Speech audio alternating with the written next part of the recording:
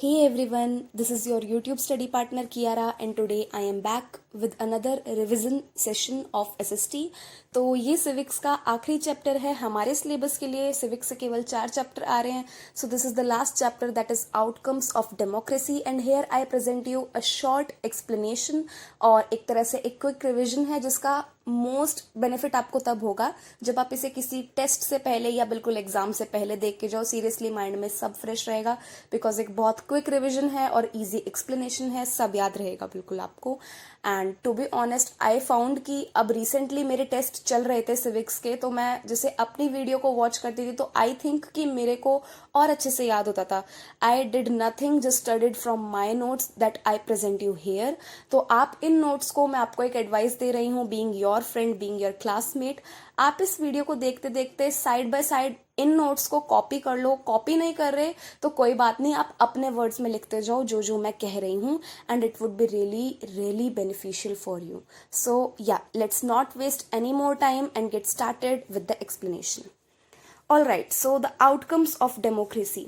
Outcomes का meaning क्या होता है कि एक चीज के रिजल्ट्स क्या होते हैं, कि वो क्या रिजल्ट्स प्रोड्यूस कर रहा है। तो ऑब्वियसली हम कोई भी चीज कंसिडर करते हैं, कहते हैं ना हिंदी में कि एक चीज के लाभ भी होते हैं, हानि भी होती है, साइड इफेक्ट्स भी होते हैं, अगर किसी चीज का कोई फायदा भी होता है। तो डेमोक्रेसी के भी एडवांटेजेस हैं और डिसएडवांटेजेस भी हैं। तो हम इसी से स्टार्ट करेंगे कि डेमोक्रेसी के मेन आउटकम्स क्या हैं। यहाँ पे हम केवल एक ब्रॉड व्यू लेके चलेंगे, मतलब मोटा मोटा थोड़ा सा पढ़ेंगे पॉइंट्स, उसके बाद हम उनको डिटेल में भी समझेंगे। डिटेल में समझना बहुत बहुत इंपॉर्टेंट है क्योंकि एक एक पॉइंट के ऊपर 5 मार्क्स के क्वेश्चन आ सकते हैं। तो आप इस वीडियो को देखने के बाद इफ पॉसिबल एनसीईआरटी जरूर पढ़ना ताकि आप उसको थोड़ा इलेबोरेट करके लिख सको। ऑल राइट, सो सबसे पहले हम हमेशा थिंग्स की पॉजिटिव साइड को लेके चलते हैं। So let us start with the merits of democracy. या फिर एक क्वेश्चन बन के आ सकता है कि डेमोक्रेसी को हम एक बेटर फॉर्म ऑफ गवर्नमेंट क्यों मानते हैं। तो फर्स्ट ऑफ ऑल इसका पॉइंट ये है कि ये सिटीजन्स के बीच इक्वालिटी प्रमोट करता है। गाइस वी ऑल नो कि डेमोक्रेसी स्टैंड्स फॉर इक्वालिटी। इसके अंदर हमेशा राइट टू इक्वालिटी दी जाती है सिटीजन्स को, हर सिटीजन को राइट टू वोट होता है। दिस मीन्स कि जो लॉ है, कानून है, उसकी नजर में हम सारे इक्वल हैं, irrespective of our gender, of our caste, of our race, anything at all. The second, it promotes dignity and freedom of individual. वो कैसे करता है वो हम बाद में देखेंगे कि एक सिटीजन की इज्जत कैसे ऊंची उठती है डेमोक्रेसी में। The third point is accountable government होती है, रिस्पॉन्सिव होती है और लेजिटिमेट होती है। लेजिटिमेट का मतलब होता है जायज, जो कि आपने सुना होगा। अकाउंटेबल का मतलब होता है responsible for your own actions, कि हम खुद के एक्शंस के लिए रिस्पॉन्सिबल हैं, यानी कि हम अकाउंटेबल हैं। रिस्पॉन्सिव यानी कि रिस्पॉन्स देना, कोई आंसर देना। और इस तरह से जो डेमोक्रेसी में गवर्नमेंट होती है वो अकाउंटेबल होती है, रिस्पॉन्सिव होती है, लेजिटिमेट होती है। ये कैसे होती है इसको हम बहुत डिटेल में पढ़ेंगे, बहुत बहुत इंपॉर्टेंट क्वेश्चन है। The fourth point is transparency. Transparent चीजें देखते हो ना, कि कोई सपोज एक मीडियम है, आप उसके अंदर बाहर देख सकते हो, उसके थ्रू देख सकते हो, यानी पारदर्शी होता है, आप उसके थ्रू देख सकते हो। दिस मीन्स डेमोक्रेसी में ट्रांसपेरेंसी होती है, हम देख सकते हैं डेमोक्रेसी कैसे काम कर रही है। इसको भी हम एक बार डिटेल में जरूर पढ़ेंगे, I promise. The next point is that quality of decision making is very improved. वो कैसे होता है वो भी हम देखेंगे, बट फर्स्ट ऑफ ऑल आप प्लीज इन्हें नोट डाउन कर लो कि क्या क्या मेरिट्स हैं डेमोक्रेसी के। The next point is that it accommodates social diversity. जो भी सोसाइटी में डिफरेंसेस हैं, कल्चरल हो, लैंग्वेज बेस्ड हो, रीजनल बेस्ड हो, उन सब को एक डेमोक्रेसी बहुत अच्छे से संभाल लेती है, अपने अंदर अकोमोडेट कर लेती है। हाउ दैट इज पॉसिबल वो भी हम जरूर देखेंगे, very important question. The next, it is providing methods to resolve conflicts. आप सब जानते हैं कि डिफरेंट सोशल ग्रुप्स के बीच में लड़ाई झगड़े चलते रहते हैं, तो एक डेमोक्रेसी प्रोवाइड करती है कुछ ऐसे रूल्स, कुछ ऐसे मेथड्स जिनसे कि इन कॉन्फ्लिक्ट्स को कम किया जा सके। देखो कोई डेमोक्रेसी हटा नहीं सकती है पूरी तरह से इन कॉन्फ्लिक्ट्स को, क्योंकि ये तो एग्जिस्ट करते रहेंगे जब तक इंसान है। तो इसीलिए इनको परमानेंटली तो हम रिमूव नहीं कर सकते, बट इन्हें कम जरूर कर सकते हैं through a democracy. And the last point is that it allows rooms to correct our own mistakes. आप जानते हैं सिटीजन्स ही गवर्नमेंट को फॉर्म करते हैं, एक डेमोक्रेसी में हम ही गवर्नमेंट को चलाते हैं एक तरह से। तो अगर हम कोई गलती करते हैं तो डेमोक्रेसी में हमें एक मतलब प्लेस मिलती है कि हम अपनी गलतियों को सुधार सकते हैं। वो कैसे? इन केस सपोज गवर्नमेंट ने कोई ऐसा डिसीजन ले लिया, कोई ऐसा एक्ट पास कर दिया जो कि हमें एक्सेप्टेबल नहीं है, तो हम उसके अगेंस्ट बहुत मेजर्स ले सकते हैं। फिर गवर्नमेंट को उसे रिमूव करना पड़ेगा, हटाना पड़ेगा, या फिर अगर हम गवर्नमेंट से, सरकार से, पॉलिटिकल पार्टी से सेटिस्फाइड नहीं है तो हम उसको नेक्स्ट इलेक्शन है उसमें वोट आउट कर सकते हैं। तो इस तरह से हम अपनी गलतियों को सुधार सकते हैं। तो इसीलिए डेमोक्रेसी को बहुत प्रेफर किया जाता है। ये डेमोक्रेसी के कुछ एडवांटेजेस थे। अब हर सिक्के के दो पहलू होते हैं, हेड्स एंड टेल्स। इस तरह से डेमोक्रेसी के एडवांटेजेस हैं तो डिसएडवांटेजेस भी हैं। वो क्या हैं? First of all, delay in decision making. देखो, डिसीजन जब भी लिया जाता है तो बहुत ही डेलीगेशंस होती हैं, बहुत मीटिंग्स बिठाई जाती है, बहुत लंबा प्रोसीजर होता है। इसके कारण जो भी हमें डिसीजन लेना हो, कोई फैसला लेना हो, उसमें बहुत डिले आएगा, यानी वो देरी से लिया जाएगा, उसमें टाइम लगेगा। Second point is economic inequality. This means अगर कुछ लोग अमीर हैं तो कुछ लोग गरीब भी मिलेंगे। ऐसा नहीं है कि इकोनॉमिकली, फाइनेंशियली सबकी कंडीशन सेम हो, वो पॉसिबल नहीं हो पाता। डेमोक्रेसी में तो क्या, वो किसी भी रेजिम में पॉसिबल नहीं हो पाता, बट वो हम आगे देखेंगे। Then slow economic growth. Economic growth का मतलब है धीरे धीरे पर कैपिटा इनकम में बढ़ोतरी हो रही है, तो वो जो है वो जल्दी से नहीं हो पाती है। ये नहीं कि साल 2 साल में हो गई, नहीं जी, ऐसी बात नहीं है, बहुत साल लग जाते हैं। जैसे कि इंडिया इंडिपेंडेंट हुआ था, उसके बाद बिल्कुल उसकी इकोनॉमिक कंडीशन सही नहीं थी, बट धीरे धीरे डेवलपमेंट हुई, इकोनॉमिक ग्रोथ हुई। तो इस तरह से बहुत धीरे धीरे इकोनॉमिक ग्रोथ होती है। ये एक डीमेरिट है, फास्ट इकोनॉमिक ग्रोथ नहीं है। Next is unstable form of government. हमने ये पॉलिटिकल पार्टीज में भी पढ़ा था मेरे ख्याल से। मतलब जो मल्टी पार्टी सिस्टम होता है वो डेमोक्रेसी में होता है हमेशा। इसका मतलब कि स्टेबल नहीं है गवर्नमेंट। आज एक पार्टी है, 5 साल बाद दूसरी पार्टी होगी, उसके अलग डिसीजंस होंगे, उसकी अलग पॉलिसीज होंगी। नेक्स्ट पॉइंट इज, हमने पढ़ा था ये पॉलिटिकल पार्टीज में ही कि इंटरनल डेमोक्रेसी नहीं होती है। गाइज, अगर आपने वो उस चैप्टर की वीडियो नहीं देखी है, then I am linking it right here in the i button and also in the description. Please please जाके देखो, इट इज़ वेरी इंपॉर्टेंट। आपको फिर ये इंटरनल डेमोक्रेसी क्या होती है समझ आ जाएगा। The next is corruption. ये पॉलिटिकल पार्टीज के कारण है, तो ये भी एक डिमेरिट है। And negative politics. तो आपने देखा, मैंने इसके अंदर 3 या 4 पॉइंट्स मैंने इसके पॉलिटिकल पार्टीज से ऐड किए हैं। तो ये भी डिमेरिट्स हम कंसिडर कर सकते हैं डेमोक्रेसी के, क्योंकि डेमोक्रेसी का एक बेसिक इंस्टीट्यूशन है political party. The next is, हमने देखा, सबसे पहले हमने मेरिट्स देखे, डीमेरिट्स भी देखे। मैंने आपको बोला था ना हम उन्हें डिटेल में पढ़ेंगे, बिकॉज बहुत इंपॉर्टेंट है। हर एक पॉइंट पे 5 मार्क्स का क्वेश्चन, 3 मार्क्स का क्वेश्चन आ सकता है। अब देखते हैं डिटेल में। तो एक डेमोक्रेसी एक accountable, responsive and legitimate government को कैसे बनाती है, प्रोड्यूस करती है। बहुत इंपॉर्टेंट है गाइज, ये बहुत ज़्यादा इंपॉर्टेंट है। 5 मार्क्स का पूरा क्वेश्चन बन के आ सकता है। तो first of all, accountability of government. Accountability मैंने आपको बताया था कि जब हम खुद के एक्शंस के लिए जिम्मेदार होते हैं, रिस्पॉन्सिबल होते हैं। अब गवर्नमेंट कैसे अकाउंटेबल बनती है एक डेमोक्रेसी में, वो कैसे रिस्पॉन्सिबल बनती है? फर्स्ट ऑफ ऑल, वो फ्री एंड फेयर और रेगुलर इलेक्शंस होल्ड करती है, क्योंकि हम देखते हैं हर 5 साल में इलेक्शंस होते रहते हैं, तो फिक्स्ड इंटरवल है। और अकाउंटेबल गवर्नमेंट कैसे बनती? क्योंकि हम सिटीजन्स ने ही गवर्नमेंट को इलेक्ट किया है। अगर ये अच्छी परफॉर्मेंस नहीं करती है तो हम अगली इलेक्शंस में इसे हरा सकते हैं। इस तरह से उस पार्टी की सरकार नहीं बन पाएगी, सरकार चेंज हो जाएगी। इस तरह से गवर्नमेंट कई बार थोड़ी सी फोर्स्ड हो जाती है कि वो अच्छे डिसीजंस ले। इस तरह से गवर्नमेंट थोड़ी सी रिस्पॉन्सिबल हो जाती है। तो मेन पॉइंट ये है कि इलेक्शंस के कारण गवर्नमेंट अकाउंटेबल रहती है। Second, responsive government. रिस्पॉन्सिव यानी कि अगर आप मेरे से कुछ क्वेश्चन पूछो तो मैं आपको आंसर दूं। आपके रिस्पॉन्सिव होने का मतलब क्या है? फीडबैक देना। मैं वीडियो बना रही हूँ, मैं आपको समझा रही हूँ, आपकी रिस्पॉन्सिबिलिटी पड़ती है कि आप मुझे रिस्पॉन्स दो, फीडबैक दो। तो guys, this is a prompt for you. Please अभी के अभी अगर आप समझ रहे हो, आपको समझ आ रहा है, तो मुझे कमेंट सेक्शन में जरूर फीडबैक दो। नहीं समझ आ रहा, don't worry, always ask your doubts without hesitation. तो रिस्पॉन्सिव गवर्नमेंट होते हैं। दिस मीन्स अगर सिटीजन्स को कोई प्रॉब्लम है, कोई क्वेश्चन है, तो वो हमेशा गवर्नमेंट को रिस्पॉन्ड करना पड़ेगा। वो क्यों? ताकि वही है, इलेक्शंस में वो बने रहे, पावर में आते रहे। एक गवर्नमेंट हमेशा अटेंटिव होती है, उसके पीपल की क्या डिमांड्स हैं, क्या नीड्स हैं उनके लिए। डिसीजन मेकिंग में ट्रांसपेरेंसी होती है, यानी कि जब भी डिसीजन लिया जाता है तो हम जान सकते हैं कि वो डिसीजन कैसे लिया गया है, क्यों लिया गया है, किस इंस्टीट्यूशन ने लिया गया है। इसको हम थोड़ा सा और डिटेल में देखेंगे। और ये वो मेजर्स और पॉलिसीज को फॉर्म करती है जो कि सिटीजन्स के लिए एक्सेप्टेबल होती है, क्योंकि सिटीजन्स खुद एक्टिव पार्टिसिपेशन करते हैं। तो इस तरह से गवर्नमेंट बहुत रिस्पॉन्सिव हो जाती है, यानी कि फीडबैक देती है सिटीजन्स को। अब जो प्रोसेस ऑफ डिसीजन मेकिंग है, हमने रिस्पॉन्सिव गवर्नमेंट में डिसीजन मेकिंग ये बहुत देखा, ट्रांसपेरेंसी, एक्टिव पार्टिसिपेशन, ये सब, ये कैसे होता है डेमोक्रेसी में, डिसीजन कैसे लिया जाता है, दिस इज वेरी इंपॉर्टेंट, ये समझना जरूरी है। उसके बाद तो आप अपने शब्दों में भी लिख दोगे। तो फर्स्ट ऑफ ऑल, जो नॉन डेमोक्रेटिक गवर्नमेंट्स होती हैं, जो कि डेमोक्रेटिक नहीं है, वन पार्टी सिस्टम हो गया, तो उनमें डिसीजन मेकिंग में हमने पढ़ा था मेरिट में कि बिल्कुल भी डिले नहीं आता है, जल्दी से जल्दी फैसला लिया, बस एक बंदा है वही फैसला लेगा, उसने जो फैसला ले लिया सो हो गया। पर लेकिन डेमोक्रेसी में बहुत सारे ऐसे वो हैं, पावर होल्डर्स हैं, जो कि बहुत ही लंबे डिस्कशंस के बाद, मीटिंग्स के बाद फिर डिसीजंस को लेते हैं। इस कारण डेमोक्रेसी में डीले अराइज होती है। Democracy is based on the idea of deliberations and negotiations. हाँ, क्या कहते हैं इसे, नेगोशिएशंस का मतलब ये होता है कि एक दूसरे को समझाया जाता है कि ये क्यों फायदेमंद है, ये क्यों हानिकारक है। एक तरह से आपस में बीच में थोड़ी बहुत वाद विवाद होता है, आर्ग्यूमेंट्स होती है, डिस्कशंस होती हैं। इस कारण सिटीजन्स की एक्टिव पार्टिसिपेशन इंश्योर होती है और एक रिस्पॉन्सिव गवर्नमेंट बनती है। इस तरह से जो डिसीजंस लिए जाते हैं वो पीपल को बहुत एक्सेप्टेबल होते हैं और इसीलिए इफेक्टिव भी होते हैं।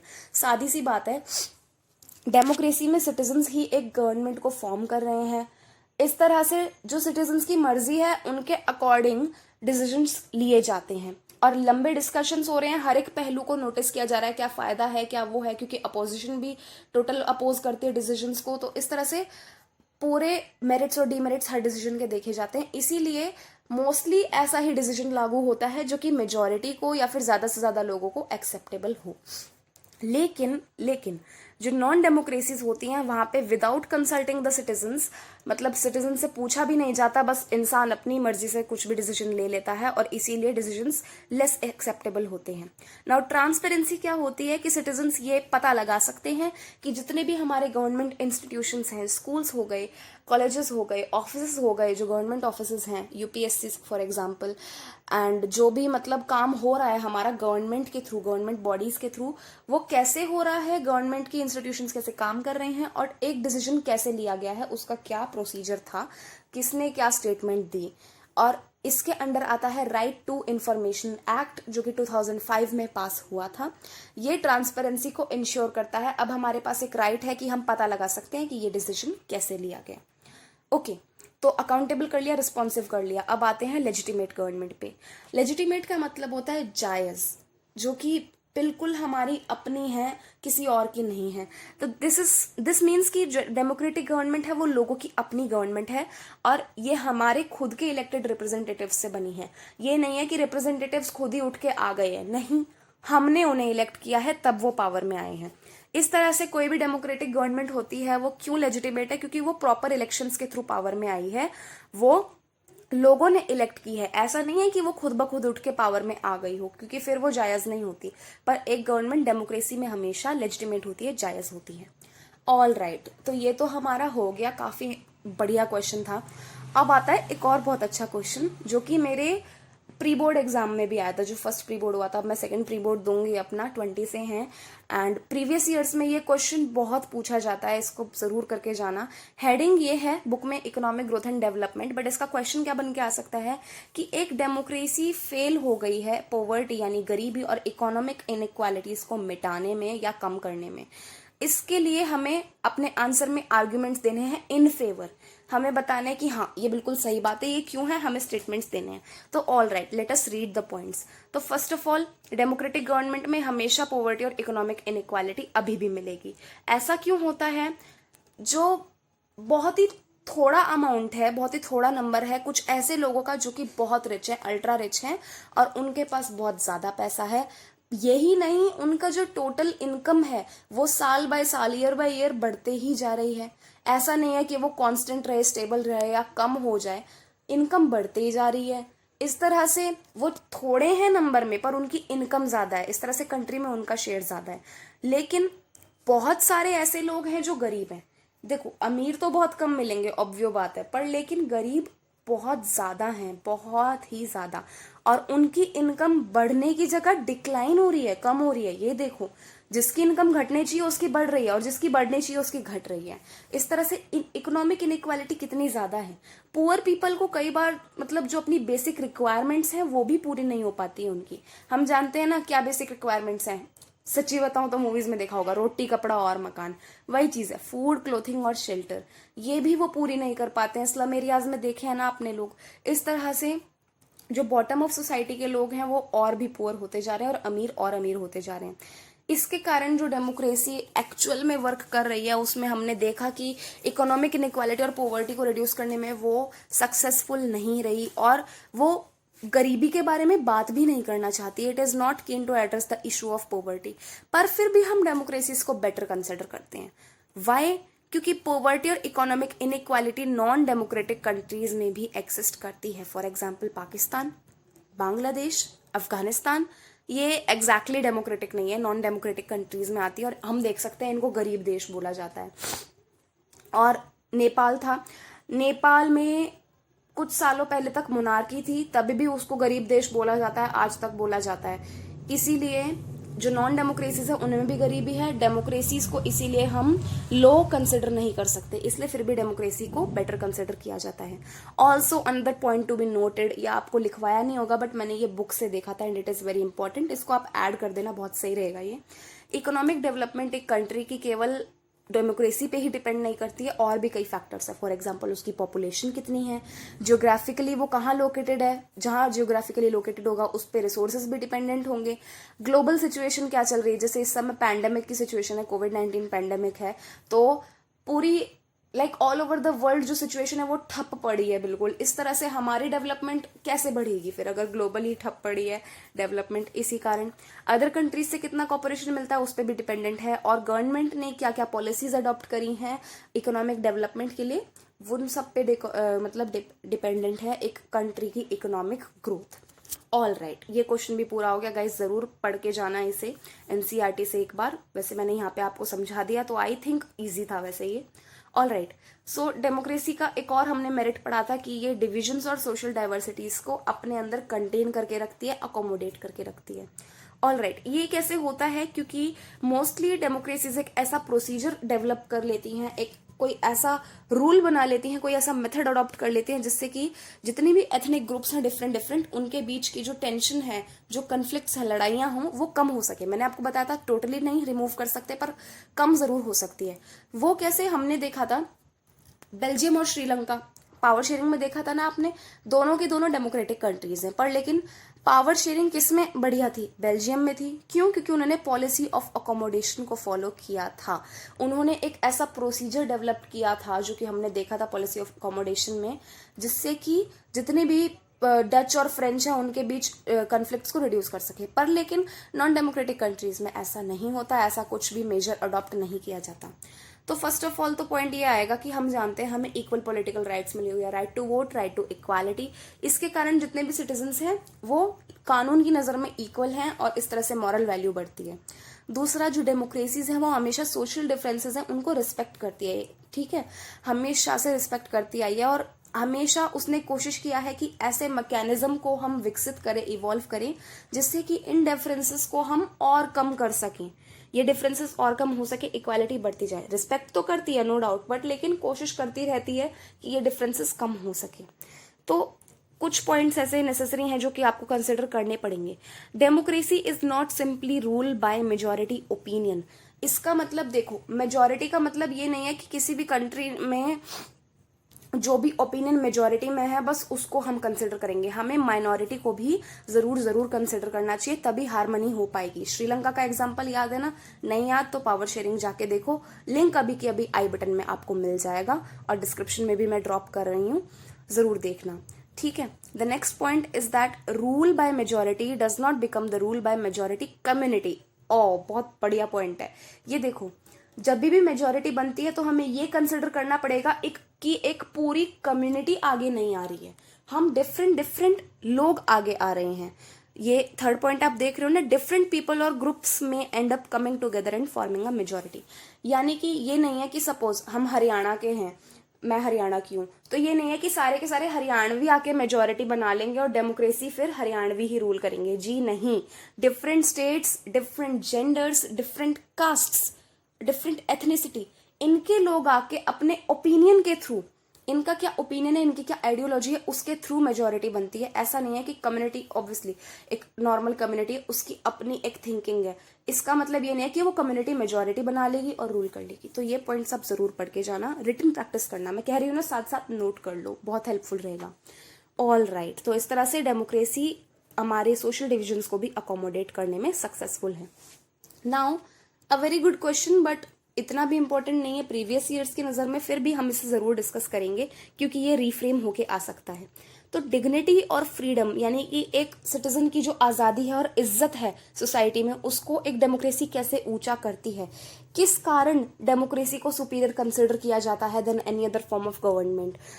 देखो कैसे एक इंसान की इज्जत और ऊंची बढ़ेगी, उसकी आज़ादी कैसे वो कंसिडर करेगा जब उसे इक्वल पॉलिटिकल राइट्स मिलेंगे। इक्वल पॉलिटिकल राइट्स में we know right to equality and right to vote आते हैं। ठीक है, फर्स्ट ऑफ ऑल तो ये पॉइंट हो गया।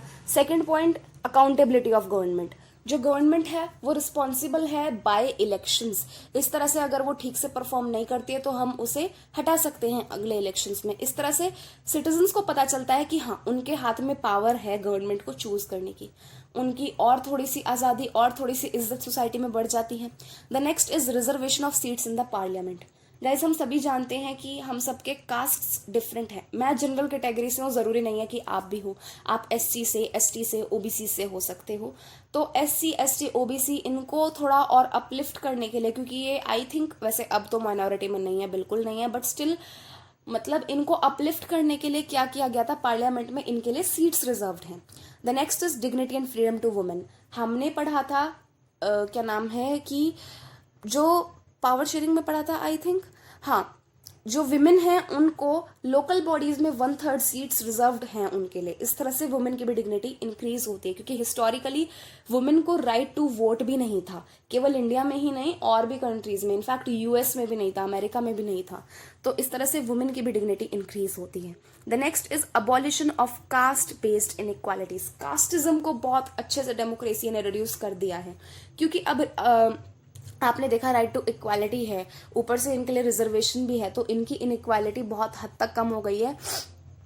देखो अभी भी आप स्कूल जाते हो, आपने देखा हो, मैं जनरल कैटेगरी से हूँ बट मेरे इतने सारे फ्रेंड्स हैं जो कि SC, ST, OBC से बिलोंग करते हैं।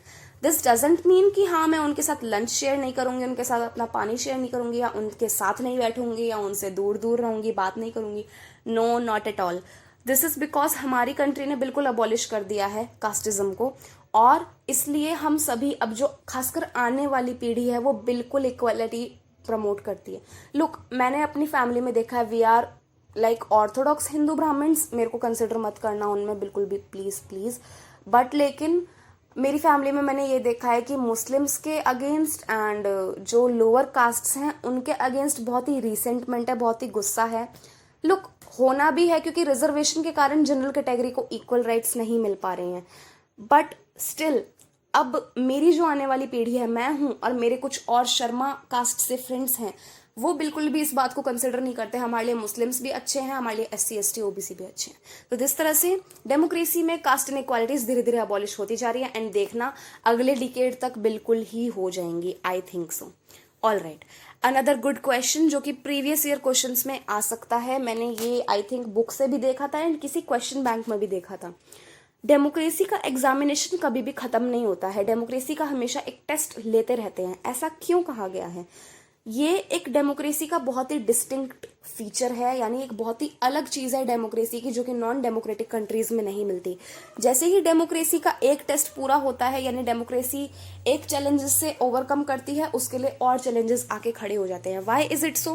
बिकॉज डेमोक्रेसी है, लोगों को इतनी डिग्निटी, फ्रीडम मिल रही है, बहुत पॉलिटिकल राइट्स हैं, तो जैसे ही कुछ कुछ बेनिफिट्स मिलने शुरू हो जाते हैं तो हम लोगों की एक टेंडेंसी है, हम लोगों की आदत है, हम चाहते हैं कि हमें और मिले। फिर इस तरह से वो और बेनिफिट्स कंसिडर करते हैं और डेमोक्रेसी को और अच्छा बनाना चाहते हैं। Let me give you a real life example. Suppose मेरा पेपर 100 मार्क्स का है and I am not a good student, मैं 40 ही कर पाती हूँ। तो फॉर एग्जाम्पल मैं 60 मार्क्स ले आई, बाई चांस मैंने अच्छी प्रिपरेशन करी, 60 मार्क्स ले आई, तो फिर अगले एग्जाम के लिए मेरा क्या गोल रहेगा? नहीं, इस बार तो मुझे 80 लेने हैं। 80 भी ले आई तो उसके बाद मेरा ये रहेगा, नहीं अब मुझे 100 लेने हैं। अब जरूरी थोड़ी है कि ऐसा पॉसिबल हो पाए हर बार, पर लेकिन कोशिश तो कर सकते हैं ना, बेटरमेंट हो रही है ना। इस तरह से डेमोक्रेसी के लिए भी होता है, जैसे ही हमें थोड़े फायदे मिलने लगते हैं हम और की डिमांड करने लग जाते हैं। इस कारण लोगों की टेंडेंसी होती है कि उनकी एक्सपेक्टेशंस, उनकी उम्मीदें डेमोक्रेसी से और बढ़ जाती हैं, और जब भी डेमोक्रेसी के बारे में और उसके फंक्शंस के बारे में बात की जाती है तो उनकी उम्मीदों के कारण उनके कंप्लेंट्स भी बहुत निकलती हैं। देखो, मेरे से मेरे टीचर्स और पेरेंट्स को बहुत उम्मीदें हैं, मेरी फैमिली को बहुत उम्मीदें हैं मेरे से। तो जब भी मैं गलत मतलब थोड़ा नीचा परफॉर्म करती हूँ या मैं अच्छा परफॉर्म नहीं कर पाती तो वो हमेशा मुझे डांटते हैं, मुझे समझाते हैं, कंप्लेंट्स होती हैं। इस तरह से कुछ नहीं है, बस हम बेटर बनना चाहते हैं, मेरी फैमिली मुझे बेटर बनाना चाहती है, मेरे टीचर्स मुझे बेटर बनाना चाहते हैं। इस तरह से सिटीजन्स भी डेमोक्रेसी को कंप्लेंट्स के साथ और एक्सपेक्टेशंस के साथ बेटर बनाने की कोशिश करते हैं। अब इस कारण वो कंप्लेंट कर रहे हैं, इससे एक टेस्टिमनी मिलती है, यानी पता चलता है, आगे आती है बात कि डेमोक्रेसी इतनी सक्सेसफुल है। जिससे कि क्यों सक्सेसफुल है, क्योंकि लोगों के अंदर एक अवेयरनेस डेवलप हुई है और अब वो क्रिटिकली लुक कर सकते हैं power holders of the government. This means जितने भी हमारे इलेक्टेड रिप्रेजेंटेटिव्स हैं, एमपीज हैं, एमएलएस हैं, प्रेसिडेंट है, पीएम है, जो भी है, बॉडीज है, गवर्नमेंट बॉडीज है, हम उनकी तरफ हम केवल उनके एडवांटेज नहीं देखते, हम केवल उनके डिसएडवांटेज नहीं देखते, हम एक बैलेंस्ड पॉइंट ऑफ व्यू लेकर चलना सीख रहे हैं। अब देखो, सोसाइटी में दो टाइप ऑफ लोग हैं, कोई एक चीज को फेवर करेगा, कोई एक चीज को फेवर नहीं करेगा, उसके अगेंस्ट होगा। इस तरह से हमें थोड़ा बैलेंस्ड व्यू मिलता है कि हमें क्या क्या चीजों को सुधारने की जरूरत है। So that's why it is sad that examination of a democracy never gets over. इस तरह से हमारा चैप्टर भी होता है ओवर। बहुत ही अच्छा चैप्टर था मॉरल वैल्यूज वाइज, एंड बहुत ही प्रैक्टिकल सी बात की गई थी इसमें। हमने डेमोक्रेसी के मेरिट्स भी कंसिडर किए, डिमेरिट्स भी कंसिडर किए। आई रियली होप, मेरी बहुत उम्मीद है कि आपको ये चैप्टर समझ आ गया हो। आई एम रियली सॉरी ये अबाउट 30 मिनट्स पहुंच रही है, बट देखो, अगर आप दिन में आधा घंटा भी एसएसटी को डेली प्रैक्टिस के लिए दोगे तो there is no issue at all. And by the way you will be very happy to know that I am thinking about making a SST strategy video. तो अगर आप चाहते हैं कि मैं उस वीडियो को अपलोड करूं तो कमेंट सेक्शन में मुझे अभी के अभी येस या नो बताइए, एंड जुड़े रहिए चैनल के साथ इसी तरह से। अगर आपको वीडियो पसंद आई, मेरी एक्सप्लेनेशन पसंद आई हो, please give it a big thumbs up and also drop a feedback for me. Be responsive guys. अभी के अभी मेरे लिए कमेंट सेक्शन में फीडबैक डालो, समझ आया नहीं आया, अगर बुरा लगे तो बताओ, अच्छा लगे तो बताओ। All right guys, thanks for watching, bye bye, I love you all.